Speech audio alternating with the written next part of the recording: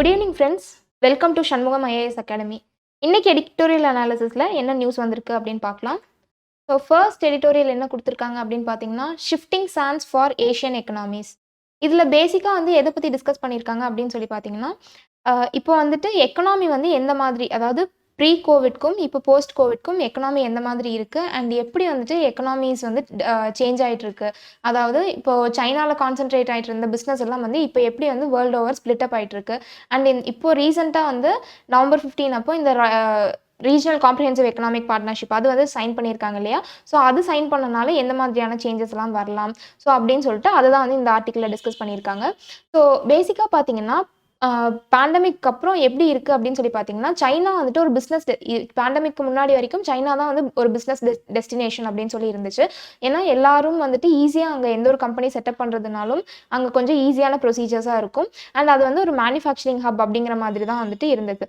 But இப்போ post pandemic அப்புறம் பார்த்தீங்கன்னா, அந்த ஒரு மேனுஃபேக்சரிங் ஹப் அப்படிங்கிற ஒரு ஃபேவர் வந்துட்டு சைனாக்கு இல்லாமல் போயிட்டுருக்கு அப்படின்னு சொல்லி சொல்கிறாங்க.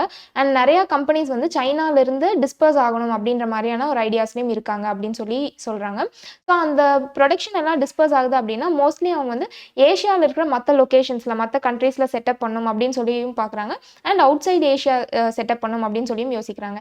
இதனால எந்த கண்ட்ரீஸ்க்கெல்லாம் பெனிஃபிட் வரக்கான பாசிபிலிட்டிஸ் இருக்குது அப்படின்னு சொல்லி பார்த்தீங்கன்னா, எங்கெல்லாம் லேபர் அபண்டண்ட்டாக இருக்காங்களோ அங்கெல்லாம் வந்துட்டு பாசிட்டிவ் இம்பாக்ட் கிடைக்கும் அப்படின்னு சொல்லி சொல்லலாம். பிகாஸ் லேபர் அபண்டன்ஸ் இருக்குது அப்படின்னா லோ வேஜஸில் லேபர்ஸ் அவைலபிளாக இருக்காங்க அப்படிங்கும்போது ஒரு கம்பெனி அங்கே செட்டப் பண்ணால் அந்த கம்பெனிக்கும் வந்துட்டு அது பெனிஃபிட்டாக தான் இருக்கும். ஸோ அப்படி இருக்கும்போது லேபர் அபண்டன்ட் கண்ட்ரீஸ்க்கெல்லாம் வந்துட்டு இது பெனிஃபிட்டாக இருக்கும் அப்படின்னு சொல்லி சொல்கிறாங்க.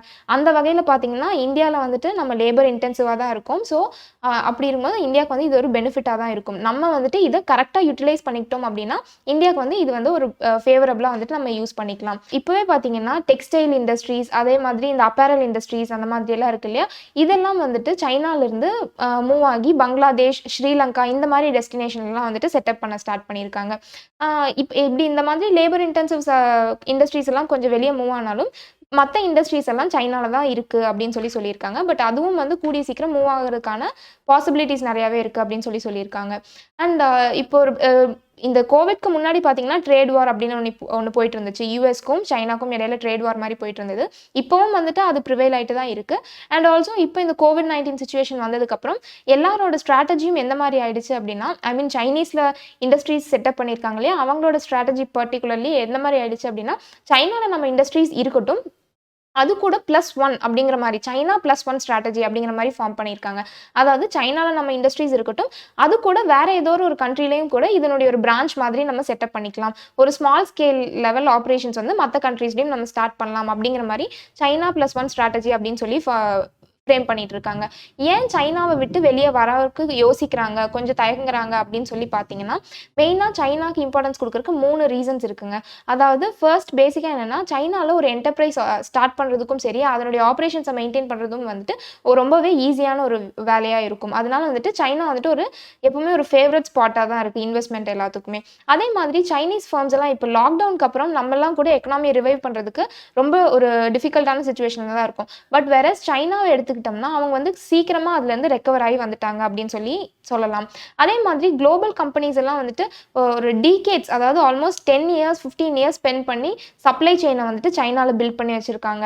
ஸோ அப்படி இருக்கும்போது ஆல் ஆஃப் அ சடன் இந்த என்டையர் எக்கோசிஸ்டம்லேருந்து அவங்க வெளியே வந்துட்டாங்கன்னா அங்கே இவ்வளோக்கும் அவங்க ஸ்பெண்ட் பண்ண அந்த டைமும் சரி, எக்ஸ்பெண்டிச்சரும் சரி, எல்லாமே வந்துட்டு அவங்களுக்கு லாஸாக தான் ஆகும்.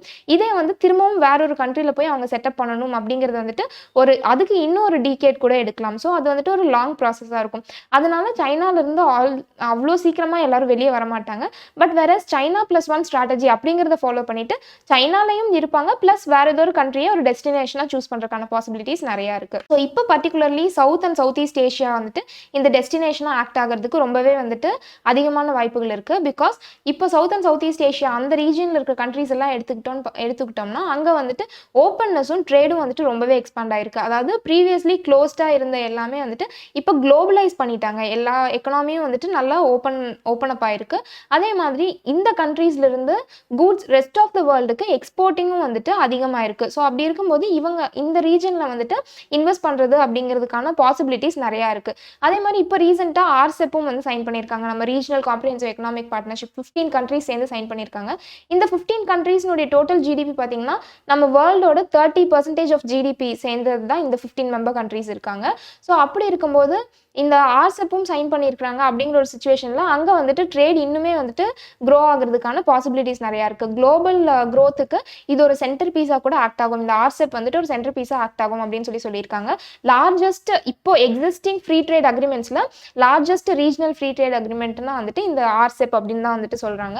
அண்ட் ஆல்சோ இந்த ரீஜனில் இருக்கிற கண்ட்ரீஸ் எல்லாம் பார்த்தீங்கன்னா ஆல்ரெடி அவங்களோட இன்ஃப்ராஸ்ட்ரக்சரையும் இன்ஸ்டிடியூஷன்ஸையும் வந்துட்டு டெவலப் பண்ணி தான் வச்சிருக்காங்க. ஸோ அப்படி இருக்கும்போது எந்த ஒரு இன்வெஸ்ட்மெண்ட் பண்ணுறக்கும் ஒரு நியூ கம்பெனி ஸ்டார்ட் பண்ணுறதுக்கும் இது வந்து ஒரு ஆடட் அட்வான்டேஜாகவே இருக்கும் அப்படின்னு சொல்லி நம்ம எடுத்துக்கலாம்.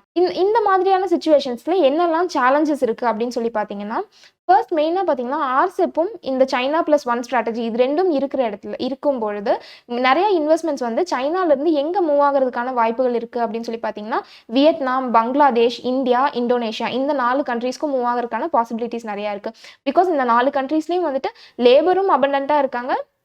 அட் த சேம் டைம் இந்த infrastructure development and institutional development இதுவும் வந்துட்டு அங்கே நிறையாவே இருக்குது. அப்படி இருக்கும்போது அண்ட் ஆல்சோ இந்த 4 எக்கனாமிஸுமே வந்துட்டு இன்வெஸ்ட்மெண்ட்ஸை இன்க்ரீஸ் பண்ணுறதுக்கு ஏற்ற மாதிரி அட்ராக்ட் பண்ணுறதுக்கு ஏற்ற மாதிரியே அவங்களோட பாலிசிஸையும் வந்துட்டு ஃப்ரேம் பண்ணிட்டு இருக்காங்க. சரி, இந்த மாதிரி 4 கண்ட்ரீஸ் காம்படிஷனோடு இருக்கும்போது இதில் இந்தியா வந்து எப்படி சர்வைவ் பண்ணலாம், இந்தியாவுக்கு என்னென்ன சேலஞ்சஸ் இருக்குது அப்படின்னு சொல்லி பார்த்தீங்கன்னா ப்ரைமரியாக பார்த்தீங்கன்னா இந்தியாவில் வந்துட்டு பப்ளிக் இன்வெஸ்ட்மெண்ட்ஸை வந்துட்டு நம்ம இன்க்ரீஸ் பண்ணணும். பப்ளிக் இன்வெஸ்ட்மெண்ட்ஸை இன்க்ரீஸ் பண்ணோம்னா ஆட்டோமேட்டிக்லி வந்துட்டு டிமாண்டும் சப்ளையும் வந்துட்டு பூஸ்டப் ஆகும். ப்ரீ கோவிட் சுச்சுவேஷன்லேயே பார்த்தீங்கன்னா நம்மளோட டொமஸ்டிக் இன்வெஸ்ட்மெண்ட்ஸ் எப்படி இருந்துச்சு, பப்ளிக் இன்வெஸ்ட்மெண்ட்ஸ் வந்துட்டு கம்மியாக தான் இருந்தது, லோவர் லெவலில் தான் இருந்துச்சு. அப்போவே வந்துட்டு நமக்கு டிமாண்டெல்லாம் வந்துட்டு கொஞ்சம் கம்மியான லெவலில் தான் இருந்துச்சு. இப்போ கோவிட் சுச்சுவேஷன் வந்ததுக்கப்புறம் இன்னுமே வந்துட்டு பப்ளிக் இன்வெஸ்ட்மெண்ட்ஸ்க்கான தேவைகள் அதிகமாகிடுச்சு. ஸோ நம்ம இந்த பப்ளிக் இன்வெஸ்ட்மெண்ட்ஸை கண்டிப்பாக இன்க்ரீஸ் பண்ணியே ஆகணும். அண்ட் IMF என்ன சொல்கிறாங்க அப்படின்னு பார்த்தீங்கன்னா 1% பப்ளிக் இன்வெஸ்ட்மெண்ட்ஸை நீங்கள் பூஸ்ட் பண்ணிங்கன்னா அது மூலமாக நம்மளோட ஜிடிபி வந்து 2.7% இன்க்ரீஸ் ஆகும். அதே மாதிரி ப்ரைவேட் இன்வெஸ்ட்மெண்ட் வந்து 10% இன்க்ரீஸ் ஆகும். அண்ட் எம்ப்ளாய்மெண்ட் 1.2% இன்க்ரீஸ் ஆகும் அப்படின்னு சொல்லியிருக்காங்க. ஸோ நம்ம 1% அளவுக்கு நம்மளோட பப்ளிக் இன்வெஸ்ட்மெண்ட்டை இன்க்ரீஸ் பண்ணோம்னா கூட அதனுடைய இம்பாக்டாக நமக்கு ஹியூஜ் அவுட்புட் இருக்கும் அப்படின்னு நம்ம சொல்லலாம். அண்ட் ஆல்சோ இப்போ பேண்டமிக் டைமில் என்ன பண்ணியிருக்காங்கன்னா குளோபல் லெவலில் இன்ட்ரெஸ்ட் ரேட்ஸ் எல்லாமே கம்மி பண்ணியிருக்காங்க. ஸோ இந்த ஆப்பர்ச்சுனிட்டியை நம்ம யூஸ் பண்ணிட்டு குளோபல் லெவலில் கிடைக்கிற ஃபண்ட்ஸை வந்து நம்ம பாரோ பண்ணி நம்மளோட பப்ளிக் இன்வெஸ்ட்மெண்ட்ஸை இன்னி கொஞ்சம் பூஸ்ட் பண்ணோம் அப்படின்னா கண்டிப்பாக வந்துட்டு இது மூலமாக நம்மளோட ப்ரைவேட் இன்வெஸ்ட்மெண்ட்ஸும் வந்துட்டு இன்க்ரீஸ் ஆகும். பிகாஸ் ப்ரைவேட் இன்வெஸ்ட்மெண்ட்ஸ் இப்போதைக்கு பார்த்தீங்கன்னா ஒரு அன்சர்டைன் கண்டிஷன், நம்மளுடைய மார்க்கெட் வந்து ஒரு அன்சர்டனிட்டியில் இருக்குது. அப்படிங்கும்போது ப்ரைவேட் இன்வெஸ்ட் பண்ணுறதுக்கு கொஞ்சம் யோசிப்பாங்க. அந்த டைமில் பப்ளிக் இன்வெஸ்ட்மெண்ட்ஸ் வந்துச்சுன்னா ஆப்வியஸ்லி ப்ரைவேட்டும் வந்துட்டு அவங்களோட இன்வெஸ்ட்மெண்ட்ஸை இன்க்ரீஸ் பண்ணுவாங்க. அண்ட் இன்னொரு விஷயம் என்ன அப்படின்னு சொல்லி பார்த்தீங்கன்னா நம்ம ப்ரீ கோவிட் சுச்சுவேஷனில் யூனிலேட்ரலிசம், ப்ரொடெக்ஷனிசம் இந்த மாதிரியான ஒரு சுச்சுவேஷன் தான் ப்ரிவைல் ஆகிட்டு இருந்துச்சு. அதாவது அவங்களுடைய கண்ட்ரிக்கு தான் வந்துட்டு இம்பார்ட்டன்ஸ் கொடுக்கணும், அவங்களுடைய எக்கனாமியை பூஸ்டப் பண்ணணும் அப்படின்ற மாதிரி குளோபலைசேஷன்லேருந்து டுவர்ட்ஸ் யூனிலேட்ரலிசம், ப்ரொடெக்ஷனிசம் அப்படிங்கிற மாதிரி மூவ் ஆக ஆரம்பிச்சிட்டு இருந்தாங்க. ஸோ இந்த சுச்சுவேஷனையும் நம்ம கன்சிடரேஷனில் எடுத்துகிட்டு இந்தியா வந்து எப்படி ட்ரேட் பாலிசியை ரீவாம் பண்ணணும் அப்படின்னு சொல்லி யோசிக்கணும். இதில் மெயினாக பார்த்தீங்கன்னா 2 இஃபெக்ட் வந்து ஏற்படுறதுக்கான வாய்ப்புகள் இருக்குது. ஒன்று வந்து வால்மார்ட் எஃபெக்ட். அது என்ன அப்படின்னு சொல்லி பார்த்தீங்கன்னா இப்போ இருக்கிற சுச்சுவேஷனில் டிமாண்டும் ப்ரொடக்டிவிட்டியும் கண்டிப்பாக சஸ்டெயின் தான் மெயின்டைன் ஆகும். பிகாஸ் இப்போ இந்த ஆர்செப்பெல்லாம் வந்தனால என்ன ஆகும் அப்படின்னா நிறைய அந்த ரீஜனில் வந்துட்டு நிறைய காம்படிட்டிவ் ரேட்ஸில் நிறைய ப்ராடக்ட்ஸ் வந்து கிடைக்கும். ஏன்னா மல்டிபிள் வெண்டார்ஸ் கிட்ட இருந்து ப்ராடக்ட்ஸ் அவங்களுக்கு கிடைக்க போகுது. ஸோ அப்படி இருக்கும்போது காம்படிட்டிவ் ரேட்ஸில் கிடைக்கும். ஸோ டிமாண்டும் எம்ப்ளாயினுடைய ப்ரொடக்டிவிட்டியும் சஸ்டெயின் தான் மெயின்டைன் ஆகும். அட் த சேம் டைம் அந்த லேபர்ஸ்க்கான வேஜஸ் வந்துட்டு குறைஞ்சிரும் அப்படின்னு சொல்கிறாங்க. அதுதான் வந்துட்டு வால்மார்ட் எஃபெக்ட் அப்படின்னு சொல்கிறாங்க. அதே மாதிரி ஸ்விட்சிங் எஃபெக்ட் அப்படின்னா என்னன்னு பார்த்தீங்கன்னா ஆல்ரெடி நம்ம பார்த்தோம் இந்த டெவலப்ட் எக்கனாமிஸ் எல்லாம் கொஞ்சம் ப்ரொடெக்ஷனிசமாக ஃபாலோ பண்ணிட்டு இருக்காங்க அப்படின்னு. ஸோ அப்படி இருக்கும்போது அந்த எக்கனாமிஸ் எல்லாம் என்ன யோசிப்பாங்கன்னா இம்போர்ட் சப்ஸ்டியூஷன் பண்ணணும், அதாவது இம்போர்ட் பண்ணுறதுக்கு பதிலாக அதை வந்து டொமஸ்டிக்காகவே ப்ரொடியூஸ் பார்க்கணும் அப்படின்னு சொல்லிட்டு யோசிப்பாங்க. ஸோ அப்படி இருக்கிற சுச்சுவேஷனில் இந்தியாவினுடைய இந்த ஃபோக்கஸ் எப்படி இருக்கணும் அப்படின்னா நம்ம வந்துட்டு எக்ஸ்போர்ட்டை டைவர்சிஃபை பண்ணணும். அதாவது அந்த மற்ற கண்ட்ரீஸ்க்கு என்ன தேவையோ அப்படிங்கிறத நம்ம கரெக்டாக கால்குலேட் பண்ணி அதுக்கு தகுந்த மாதிரி நம்மளோட ப்ரொடக்ஷனையும் இன்க்ரீஸ் பண்ணணும். At the competitive rates and also export diversification இருக்கணும். ஸோ இந்த மாதிரியான ப்ராசஸ் எல்லாம் நம்ம ஃபாலோ பண்ணணும் அப்படின்னு சொல்றாங்க. அண்ட் ஆல்சோ தேர்ட்லி நம்ம வேற ஒரு என்ன விஷயத்த ரொம்ப ரொம்ப இம்பார்ட்டண்ட்டாக நம்ம ஃபோக்கஸ் பண்ணணும் அப்படின்னு பார்த்தீங்கன்னா விமன் பார்ட்டிசிபேஷன் இன் லேபர் ஃபோர்ஸ். நம்ம ஆல்ரெடி நேற்று ஆர்டிக்கலில் பார்த்துருந்தோம் லேபர் ஃபோர்ஸில் விமன் பார்ட்டிசிபேஷன் இப்போ வந்துட்டு டிக்ளைன் ஆகிட்டே போயிட்டு இருக்கு அப்படின்னு சொல்லிட்டு. ஸோ அதை வந்துட்டு எப்படி பூஸ்டப் பண்ணலாம் அப்படின்னு நம்ம பார்க்கணும். இப்போ வந்துட்டு பாட்டம் 10 ரேங்க்ஸ், அதாவது விமன் பார்ட்டிசிபேஷன் இன் லேபர் ஃபோர்ஸ் அப்படின்னு பார்த்துட்டோம்னா அதில் வந்து பாட்டம் 10 ரேங்க்ஸில் தான் நம்ம இருக்கோம். ஸோ கண்டிப்பாக நம்ம வந்து அதை பூஸ்டப் பண்ணியே ஆகணும். 2004-05 42.7% உமன் லேபர் ஃபோர்ஸ் பார்ட்டிசிபேஷன் இருந்துச்சு. இப்போ 2017-18 பார்த்துட்டிங்கன்னா 23.3% தான் வந்துட்டு அவங்களோட பார்ட்டிசிபேஷன் இருக்குது. இதுக்கும் நம்மளுடைய எக்கனாமிக் க்ரோத் பார்த்தீங்கன்னா ரெகுலராக 6 to 7% ஆஃப் ஜிடிபி வந்து மெயின்டைன் ஆகிட்டு தான் இருக்குது. பட் இருந்தாலும் நம்மளுடைய லேபர் ஃபோர்ஸ் பார்ட்டிசிபேஷன், உமனுடைய லேபர் ஃபோர்ஸ் பார்ட்டிசிபேஷன் குறைஞ்சிட்டே போகுது. அதே நம்ம பங்களாதேஷை கம்பேர் பண்ணோம்னா அவங்களோட ஜிடிபி பார்த்தீங்கன்னா 5.5% அந்த ரேஞ்சில் தான் வந்துட்டு 1991 2017 வரைக்கும் இந்த பீரியடில் இந்த ரேஞ்சில் தான் வந்து அவங்க மெயின்டைன் ஆகிட்டு இருந்தாங்க. அப்படி இருக்கும்போது கூட அவங்களுடைய விமன் லேபர் ஃபோர்ஸ் பார்ட்டிசிபேஷன் பார்த்தீங்கன்னா 24%லேருந்து இப்போ 36% வந்துட்டு இன்க்ரீஸ் ஆயிருக்கு. ஸோ நம்மளும் வந்துட்டு அந்த வகையில் ஏதாவது ஸ்டெப்ஸ் கண்டிப்பாக எடுத்தே ஆகணும். ஸோ இதுக்கு நம்ம என்ன பண்ணலாம் அப்படின்னு பார்த்தீங்கன்னா நம்மளோட மேனுஃபேக்சரிங் செக்டர் எடுத்துக்கிட்டோம்னா அதில் தான் வந்துட்டு லேபர் இன்டென்சிவ் ஜாப்ஸ் வந்து நம்மளால் கிரியேட் பண்ண முடியும். So rural and semi urban ஏரியாஸில் இருக்கிற விமன் அவங்களுடைய குவாலிஃபிகேஷனுக்கு தகுந்த மாதிரியான லேபர் இன்டென்சிவ் ஜாப்ஸை வந்து மேனுஃபேக்சரிங் செக்டரில் நம்ம கொண்டு வந்தாகணும். ஸோ அப்படி கொண்டு வந்தோம்னா விமனுடைய பார்ட்டிசிபேஷனும் வந்து இன்னும் இன்க்ரீஸ் ஆகும் அப்படின்னு சொல்கிறாங்க. சரி, இது இன்னும் எந்த மாதிரி வந்து இந்தியாவை பெட்டராக இது பண்ணலாம் அப்படின்னு பார்த்தீங்கன்னா நம்ம வந்து ஒரு வெல் கேலிப்ரேட்டட் அப்ரோச் தான் எடுக்கணும். இப்போ ஏன்னா வந்துட்டு இந்த சுச்சுவேஷனில் காம்படிஷனும் வந்துட்டு ரொம்ப அதிகமாயிடுச்சு. இப்போ ரீசெண்டாக இந்தியா வந்து 3 லேபர் கோட்ஸ் கொண்டு வந்தாங்க இல்லையா? இது எதுக்காக கொண்டு வந்தாங்க? இன்வெஸ்ட்மெண்ட்ஸ் எல்லாம் அட்ராக்ட் பண்ணணும் அண்ட் ஃபாரின் இன்வெஸ்ட்மெண்ட்ஸ்க்கு ஃபேவரபிளான ஒரு அட்மாஸ்பியர் இங்கே இருக்கணும் அப்படின்னு தான் கொண்டு வந்தாங்க. இதே சமயம் பார்த்தீங்கன்னா இந்தோனேஷியாவும் அவங்களோட ஒரு 70 செப்பரேட் லாஸ், அந்த லாஸ்க்கு கீழே நிறைய ரெகுலேஷன்ஸ் இருக்குது. ஸோ அதெல்லாம் வந்துட்டு ஸ்லாஷ் டவுன் பண்ணியிருக்காங்க. எதுக்காக அப்படின்னா ஃபாரின் இன்வெஸ்ட்மெண்ட்ஸை பூஸ்ட் பண்ணும் அப்படிங்கிறக்காக. பங்களாதேஷும் இதே டைமில் என்ன பண்ணியிருக்காங்க அப்படின்னா கிட்டத்தட்ட ஒரு 12 கண்ட்ரீஸ் கிட்ட இன்க்ளூடிங் யூஎஸ் அண்ட் கனடா அவங்க கிட்ட கூட ப்ரிஃபரன்ஷியல் ட்ரேட் அக்ரிமெண்ட் சைன் பண்ணுறதுக்கான பாசிபிலிட்டிஸை பார்த்துட்டு இருக்காங்க. ஸோ அப்படி இருக்கும்போது நம்மளை சுற்றி ஆல்ரெடி நம்ம பார்த்தோம் Bangladesh, Indonesia, Vietnam and India இவங்க 4 பேரும் தான் வந்துட்டு ஒரு ஃபேவரட் டெஸ்டினேஷன் ஸ்பாட்டாக இருக்கும். சைனாலேருந்து +1 ஸ்ட்ராட்டஜி ஃபாலோ பண்ணக்கூடியவங்களுக்கு இந்த 4 கண்ட்ரீஸ் தான் ஒரு ஃபேவரபிள் டெஸ்டினேஷனாக இருக்கும் அப்படின்னு நம்ம பார்த்தோம். அப்படி இருக்கும்போது இந்த 4 கண்ட்ரீஸ்க்கு இடையிலையும் வந்துட்டு காம்படிஷன் ரொம்பவே அதிகமாக இருக்குது. ஸோ அந்த வகையில் இந்தியா வந்துட்டு இது எல்லாத்தையும் கன்சிடரேஷனில் எடுத்துட்டு ப்ரீ கோவிட்ல இருந்த சுச்சுவேஷனே இப்போ ப்ரிவைல் ஆகுமானா கண்டிப்பாக கிடையாது. ஏன்னா இப்போ ஆர்செப் சைன் பண்ணியிருக்காங்க, free trade agreements, regional groupings எல்லாம் வந்துட்டு டெவலப் ஆகிட்டே இருக்குது. ஸோ அப்படி இருக்கும்போது நம்மளுடைய டைரக்ஷனும் நம்மளுடைய பாலிசி இனிஷியேட்டிவ்ஸும் வந்துட்டு அந்த அப்ரோச்சில் இருக்கணும் அப்படின்னு சொல்லிட்டு ஆத்தர் சொல்கிறாரு. நெக்ஸ்ட் ஆர்டிக்கல் என்ன அப்படின்னு பார்த்தீங்கன்னா changing the discourse of victim jurisprudence. இதில் வந்து பேசிக்காக எதை பற்றி டிஸ்கஸ் பண்ணியிருக்காங்க அப்படின்னா வந்துட்டு விக்டிம்ஸ்னுடைய ப்ராப்ளம்ஸ் என்னென்ன அப்படின்னு சொல்லிட்டு அதை தான் வந்துட்டு டிஸ்கஸ் பண்ணியிருப்பாங்க. ஸோ இதில் பேசிக்காக விக்டிம்ஸ் அப்படின்னா என்னென்னா இப்போ ஒரு இன்சிடென்ட் நடக்குது அப்படின்னா அதில் யார் பாதிக்கப்படுறாங்களோ அவங்கள வந்துட்டு விக்டிம் அப்படின்னு சொல்லுவோம். யாருனால அந்த பாதிப்பு ஏற்படுதோ அவங்கள வந்து அக்யூஸ்ட் அப்படின்னு சொல்லுவோம். ஸோ இந்த விக்டிம்ஸை பொறுத்த வரைக்கும் அவங்கள வந்துட்டு லா எப்படி பார்க்குது அப்படின்னா இந்த ஒரு இன்சிடென்ட் நடக்குதுன்னா அந்த இன்சிடென்ட்க்கு அவங்கள ஒரு விட்னஸாக மட்டும்தான் பார்க்குது அப்படின்னு சொல்கிறாங்க அப்படின்னு ஆத்தர் சொல்லியிருக்காரு. ஸோ விட்னஸாக மட்டும் பார்க்குறது வந்து இங்கே கண்டிப்பாக பத்தாது. பிகாஸ் அவங்களுக்கு தேவையான ப்ரொடெக்ஷன்ஸ் நம்ம கொடுக்கணும், அவங்களுக்கு தேவையான அசிஸ்டன்ஸ் அந்த மாதிரி சொல்லி நிறையா அவங்க விக்டிம்ஸ் ஃபேவரபிளாக நம்ம யோசிக்க வேண்டியது நிறையாவே இருக்குது.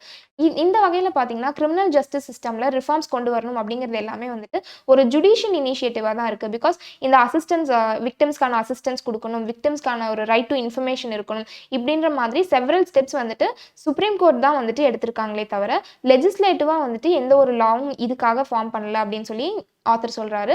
அண்ட் விக்டிம்ஸை பொறுத்த வரைக்கும் விக்டிம் ப்ரொடெக்ஷன் அப்படிங்கிறது வந்து ப்ரீ கிரைம் ப்ரொடெக்ஷனும் இருக்கணும், போஸ்ட் கிரைம் ப்ரொடெக்ஷனும் இருக்கணும். ஸோ ரெண்டுத்தையுமே வந்துட்டு நம்ம ஃபோக்கஸ் பண்ணணும் அப்படின்னு சொல்லியிருக்காங்க. பட் நம்ம வந்துட்டு இப்போதைக்கு ப்ரீ கிரைம் ப்ரொடெக்ஷனை தான் வந்துட்டு மேஜராக வந்து ஃபோக்கஸ் பண்ணியிருக்கோம். ப்ரீ கிரைம் ப்ரொடெக்ஷன்னா ஒன்றும் இல்லைங்க, கிரைம் நடக்காமல் ப்ரிவென்ட் பண்ணணும் அப்படின்னு சொல்லி அதை தான் வந்துட்டு ஃபோக்கஸ் பண்ணுறாங்க. கிரைம் நடக்காமல் தவிர்க்கிறது எப்படின்னா ஆல்ரெடி எந்தெந்த ஏரியாஸ்லலாம் கிரைம் நடக்கிறதுக்கான பாசிபிலிட்டிஸ் இருக்குது, யாரெல்லாம் வல்னரபிள் குரூப், எந்தெந்த குரூப்க்கெல்லாம் எந்தெந்த குரூப்லாம் விக்டிம்ஸாக மாறுறதுக்கான பாசிபிலிட்டிஸ் இருக்குது அப்படின்னு சொல்லி மேப் பண்ணி அந்த குரூப்க்கெல்லாம் வந்துட்டு ப்ரையாராக அவங்களுக்கு ஒரு அவேர்னஸ் கிரியேட் பண்ணி அந்த கிரைமை வந்து ப்ரிவென்ட் பண்ணுவாங்க. பட் போஸ்ட் கிரைம் ப்ரொடெக்ஷனும் வந்துட்டு ரொம்பவே அவசியமான ஒன்று. ஸோ இப்போ விக்டிம்னோட ரைட்ஸ் அண்ட் நீட்ஸ் அப்படின்னு சொல்லி எடுத்துக்கிட்டோம்னா நம்மளோட கான்ஸ்டியூஷன்லேயே வந்துட்டு டைரக்டிவ் பிரின்சிபல்ஸ் ஆஃப் ஸ்டேட் பாலிசியில் ஆர்டிகல் 39A வந்துட்டு ஃப்ரீ லீகல் எய்ட் அப்படின்னு சொல்லி கொடுத்துருக்காங்க. இது வந்துட்டு எல்லாருக்கும் ஈக்குவலாக அந்த ஜஸ்டிஸ் கிடைக்கணும் அப்படின்றதுக்காக ஃப்ரீ லீகல் எய்ட் அப்படிங்கிற ஒரு ப்ரொவிஷன் வந்துட்டு நம்ம ஆல்ரெடி வச்சிருக்கோம். அதே மாதிரி ஃபண்டமெண்டல் ரைட்லையும் பார்த்தீங்கன்னா ஆர்டிகல் 14 ஈக்குவாலிட்டி ரைட் டு ஈக்குவாலிட்டியும் அண்ட் ஆர்டிகல் 21ல right to life and personal liberty இந்த மாதிரி நிறைய ஆர்டிகல்ஸ் நம்ம கான்ஸ்டியூஷன்லேயே வந்து அதுக்கான ப்ரொவிஷன்ஸ் இருக்குது. எல்லாருமே ஈக்குவலாக ட்ரீட் பண்ணணும், எல்லாத்துக்கும் ஜஸ்டிஸ் கிடைக்கணும் அப்படின்னு சொல்லிட்டு ப்ரொவிஷன்ஸ் இருக்குது. பட் இருந்தாலும் இது வந்துட்டு இப்போ விக்டிம்ஸ்க்கு ப்ராப்பராக கிடைக்கிறது இல்லை.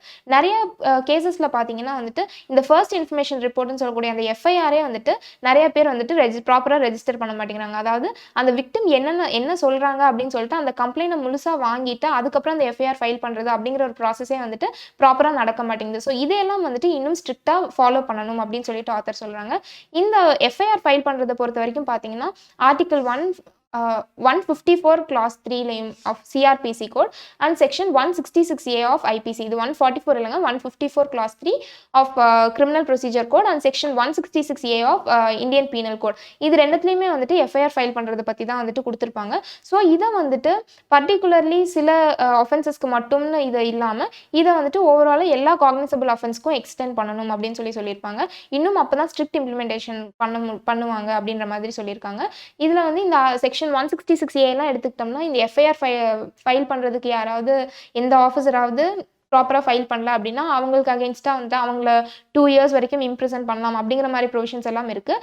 பட் ஸ்டில் இவ்வளோ ப்ரொவிஷன்ஸ் இருந்தும் ஏன் இந்த ஃபால்ட்ஸ் எல்லாம் இன்னும் நடக்குது அப்படின்னு சொல்லி பார்த்தீங்கன்னா அதனுடைய அதாவது இம்ப்ளிமெண்டேஷன் வந்துட்டு ப்ராப்பராக இல்லை அப்படிங்கிறது தான் ரீசன். அதே மாதிரி விக்டம் ஃப்ரெண்ட்லி ப்ரொசீஜர்ஸும் நம்ம ஃபாலோ பண்ணணும். அதாவது இப்போ விக்டிம்னால வந்துட்டு ஒரு இடத்துல அவங்க இன்கன்வீனியண்ட்டாக ஃபீல் பண்ணுறாங்க, அங்கே என்ன நடந்துச்சுன்னு அவங்களால ப்ரீஃபாக தான் சொல்ல முடியுது, டீட்டெயில்டாக சொல்ல முடியல அப்படிங்கிற மாதிரி சுச்சுவேஷன்லலாம் வந்துட்டு கொஞ்சம் அவங்கள சப்போர்ட் பண்ணுற மாதிரி நம்ம இருக்கணும் அப்படின்னு சொல்லியிருக்காங்க. அதே மாதிரி விக்டிம் பார்ட்டிசிபேஷனையும் வந்துட்டு நம்ம இம்ப்ரூவ் பண்ணணும் அப்படின்னு சொல்லியிருக்காங்க. அதாவது இப்போ ஒரு ட்ரையல் நடக்குதுன்னா அந்த ட்ரையலில் எல்லா அப்ராப்ரியேட் ஸ்டேஜஸில் எந்தெந்த ஸ்டேஜஸ்லாம் அவங்க கிட்ட இன்ஃபர்மேஷன் நம்ம கேட்டு தெரிஞ்சுக்கணுமோ அந்தந்த ஸ்டேஜஸ்லாம் கண்டிப்பாக அவங்களோட இன்வால்மெண்ட் இருக்கணும் அப்படின்னு சொல்லியிருக்காங்க. அதே மாதிரி அவங்களுக்கும் right to information, right to protection இந்த மாதிரியான எல்லா ஆப்ஷன்ஸும் இருக்குது அப்படின்னு சொல்லியிருக்காங்க.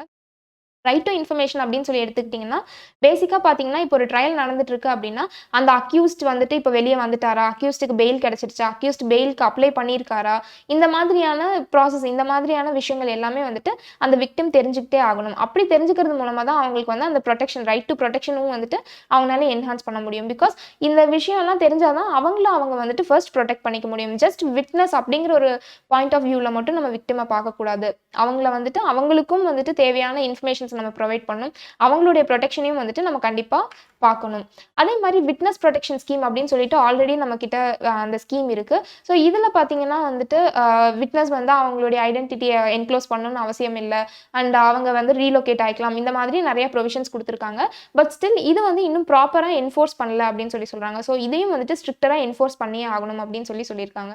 அதே மாதிரி அசிஸ்டன்ஸ், அந்த கான்செப்ட் ஆஃப் அசிஸ்டன்ஸ் வந்துட்டு நம்மளோட விக்டிம்ஸ்க்கு வந்து நம்ம ப்ரொவைட் பண்ணணும். ஆல்ரெடி இதுக்காக 1985ல் UN declaration of basic principles of justice for victims of crime and abuse of power அப்படின்னு சொல்லிட்டு ஒரு டிக்ளரேஷன் இருக்குது. ஸோ இதில் வந்துட்டு எந்த விதமான அசிஸ்டன்ஸ் யாருக்கெல்லாம் ப்ரொவைட் பண்ணணும் அப்படின்னு சொல்லிட்டு ப்ரீஃபாக சொல்லியிருப்பாங்க. ஸோ அதை வந்து நம்ம ப்ராப்பராக எல்லா விக்டிம்ஸ்க்கும் வந்துட்டு என்ஹான்ஸ் பண்ணணும், என்ஃபோர்ஸ் பண்ணணும் அப்படின்னு சொல்லியிருக்காங்க. பேசிக்காக இந்த அசிஸ்டன்ஸ் அப்படிங்கிறது பார்த்தீங்கன்னா வந்துட்டு இப்போ ரேப் விக்டிம்ஸ்க்கோ இல்லை ஆசிட் அட்டாக் விக்டிம்ஸ்க்கோ அவங்களுக்கு தான் வந்துட்டு கரெக்டாக போய் சேரும். பட் அவங்கள அல்லாமல் மற்ற விக்டிம்ஸ்க்கும் வந்துட்டு ஜென்ரலாகவே வந்துட்டு இந்த அசிஸ்டன்ஸ் அப்படிங்கிற ஒரு கான்செப்ட் இம்ப்ளிமெண்ட் பண்ணணும் அப்படின்னு சொல்லியிருக்காங்க. இந்த அசிஸ்டன்ஸ் அப்படிங்கிறது வந்துட்டு எந்தெந்த வகையில் நம்ம கொடுக்கலாம் அப்படின்னு பார்த்தீங்கன்னா medical, psychologically, financial support, material support இந்த மாதிரி எல்லா வகையான அசிஸ்டன்ஸும் வந்துட்டு விக்டிம்ஸ்க்கு நம்ம கொடுக்கணும் அப்படின்னு சொல்கிறாங்க. இதுக்கு வந்து ஒன் ஸ்டாப் சென்டர் மாதிரி நம்ம ஏதோ ஒன்று எஸ்டாப்ளிஷ் பண்ணலாம். ஸோ அந்த ஒரு சென்டர் போய் நம்ம அப்ரோச் பண்ணோம்னா அவங்களுக்கு தேவையான எல்லா ஃபெசிலிட்டிஸும் நம்ம அவைல் பண்ணி கொடுக்குற மாதிரியான ஒரு சென்டர் கூட நம்ம வந்து எஸ்டாப்ளிஷ் பண்ணலாம் அப்படின்னு சொல்லிட்டு ஆத்தர் வந்து நமக்கு ஒரு சஜஷன் சொல்றாரு. அண்ட் காம்பன்சேஷன் அண்ட் ரெஸ்டிடியூஷன் இது என்ன அப்படின்னு சொல்லி பார்த்தீங்கன்னா இப்போ விக்டிம் பாதிக்கப்பட்டவங்களுக்கு ஒரு காம்பன்சேஷன் கொடுப்பாங்க இல்லையா, ஸோ அதை பற்றி டீட்டெயிலாக சொல்லியிருக்கிறதா வந்துட்டு section 357A of criminal procedure code. இதையும் வந்துட்டு நம்ம வந்து ரீவிசிட் பண்ணணும் அப்படின்னு சொல்லி ஆத்தர் சொல்லியிருக்காங்க. பிகாஸ் இந்த காம்பன்சேஷன் வந்துட்டு போதுமான அளவுக்கு அடிக்வேட் காம்பன்சேஷன் கிடைக்குதா அண்ட் இது ஆக்சசிபிளாக இருக்கா அப்படிங்கிறதையும் வந்துட்டு நம்ம பார்க்கணும் அப்படின்னு சொல்லியிருக்காங்க. அண்ட் ரெஸ்டிடியூஷன், காம்பன்சேஷன் இது ரெண்டுமே வந்துட்டு ஒன்று கிடையாதுங்க, ஆனால் நம்ம வந்து அதை இன்டர்சேஞ்சபிளாக யூஸ் பண்ணிட்டு இருக்கோம். ரெண்டுமே காம்பன்சேஷன் தான் அப்படிங்கிற மாதிரி நம்ம யூஸ் பண்ணிட்டு இருக்கோம். ஆக்சுவலி ரெஸ்டிடியூஷன்னா பார்த்தீங்கன்னா அது வந்து அக்யூஸ்டுக்கு நம்ம சார்ஜ் பண்ணுறது. யாருனால நம்ம பாதிக்கப்படுறோமோ அவங்க வந்து அந்த பாதிக்கப்பட்டவங்களுக்கு ஒரு காம்பன்சேஷன் கொடுப்பாங்க. அதை தான் வந்துட்டு ரெஸ்டிடியூஷன் அப்படின்னு சொல்லுவாங்க. வேறஸ் காம்பன்சேஷன் அப்படிங்கிறது வந்துட்டு ஸ்டேட், அதாவது கவர்மெண்ட் வந்துட்டு பப்ளிக்கு காம்பன்சேட் பண்ணுறது தான் வந்துட்டு காம்பன்சேஷன் அப்படின்னு சொல்லுவாங்க. ஸோ இது ரெண்டுத்துக்குமே வந்துட்டு ஸ்லைட் டிஃப்ரென்ஸ் இருக்குது. பட் நம்ம வந்து அதை இன்டர்சேஞ்சபிளாக யூஸ் பண்ணிட்டு இருக்கோம். எப்போ இந்த 1985 UN டிக்ளரேஷனை ப்ராப்பராக நம்ம இம்ப்ளிமெண்ட் பண்ணுறோமோ அப்போ வந்துட்டு இந்த ரெண்டுத்துக்கும் உள்ள டிஃப்ரென்ஸ் வந்துட்டு அந்த இடத்துல ப்ராப்பராக மெயின்டைன் ஆகும் அப்படின்னு சொல்லியும் ஆத்தர் சொல்லியிருக்காரு. ஹெர்பர்ட் எல் பேக்கர் அப்படின்னு சொல்லிட்டு இவர் வந்துட்டு ஒரு லா ப்ரொஃபஸர், யூஎஸ் சேர்ந்த ஒரு லா ப்ரொஃபஸர். இவர் என்ன சொல்கிறாரு அப்படின்னு சொல்லி பார்த்தீங்கன்னா, கிரிமினல் ஜஸ்டிஸ் சிஸ்டம் அப்படிங்கிறது ரெண்டு வேல்யூஸை ஃபோக்கஸ் பண்ணி இருக்கணும் அப்படின்னு சொல்கிறாரு. ஒன்று வந்து கிரைமை கண்ட்ரோல் பண்ணுற விதமாக இருக்கணும், இன்னொன்று டியூ ப்ராசஸ் ஃபாலோ பண்ணுற மாதிரி இருக்கணும். அதாவது அந்த ப்ரொசீஜர்ஸ்லாம் கரெக்டாக ஃபாலோ பண்ணுற மாதிரி இருக்கணும் அப்படின்னு சொல்லியிருக்காரு. இவர் சொன்ன இந்த கான்செப்ட்டுக்கு ஆட் ஆன் வேல்யூ மாதிரி கொடுத்தவர் தான் டக்ளஸ் இ. பெல்லாஃப். இவர் என்ன சொல்றாரு அப்படின்னா, crime control and due process மட்டும் பார்த்தாது, விக்டிம் பார்ட்டிசிபேஷன் இருக்கணும். அப்பதான் வந்துட்டு ஒரு ஜஸ்டிஸ் சிஸ்டம் கம்ப்ளீட்டாக ஃபுல்ஃபில் ஆகும் அப்படின்னு சொல்லியிருக்காரு. ஸோ நம்ம இந்த மாதிரியான சேஞ்சஸ் எல்லாம் கண்டிப்பாக நம்மளுடைய கிரிமினல் ஜஸ்டிஸ் சிஸ்டம்ல கொண்டு வரணும். ஸோ கிரிமினல் ஜஸ்டிஸ் சிஸ்டம்ல ஒரு சேஞ்சஸ் கொண்டு வரணும் அப்படின்னா வந்துட்டு அதில் வந்து கண்டிப்பாக விக்டிமுடைய பார்ட்டிசிபேஷனும் இருக்கணும். அதாவது விக்டிம் ஃபோக்கஸ்டாகவும் வந்துட்டு ஒரு ரிஃபார்ம் வந்து நம்ம கொண்டு வந்தே ஆகணும் அப்படின்னு சொல்லிட்டு ஆத்தர் சொல்லியிருக்காரு. சரி, இன்னைக்கான மெயின்ஸ் கொஸ்டின் என்ன அப்படின்னு சொல்லி பார்த்தீங்கன்னா, there existed this protectionist measures in the pre-pandemic era, and in the post-pandemic time regional FTAs like RCEP has been signed. In this scenario, how could India remain a favorable investment destination amidst the competitive countries? இதில் பேசிக்காக வந்துட்டு அதுதான் நான் already சொன்ன மாதிரி ப்ரொடெக்ஷனஸ்ட் measures, pre pandemic சுச்சுவேஷனில் ப்ரொடெக்ஷனஸ்ட் measures எல்லாம் follow பண்ணிட்டு இருந்தாங்க. இப்போ போஸ்ட் பேண்டமிக்கில் பார்த்தீங்கன்னா வந்துட்டு ஆர்செப் அந்த மாதிரி ரீஜனல் எஃப்டிஏஸ் எல்லாம் வந்து சைன் பண்ணிட்டு இருக்காங்க. ஸோ இந்த மாதிரி ஒரு சினாரியோவில் குளோபலி இன்வெஸ்ட்மெண்ட் டெஸ்டினேஷனாக எப்படி இந்தியா வந்துட்டு சேஞ்ச் ஆகலாம், அதுவும் நிறைய காம்படிட்டிவ் கண்ட்ரீஸும் இருக்குது, அதுக்கு மத்தியில் இந்தியா எப்படி ஃபேவரபிள் இன்வெஸ்ட்மெண்ட் டெஸ்டினேஷனாக ஆகலாம் அப்படின்னு சொல்லி தான் கேட்டிருக்கேன். ஸோ இதுக்கான ஆன்சர்ஸ் என்ன அப்படின்னு சொல்லிட்டு நீங்கள் எழுதுங்க. நாளைக்கு எடிட்டோரியல் அனாலிசிஸில் மீட் பண்ணலாம். Thank you. Have a good day.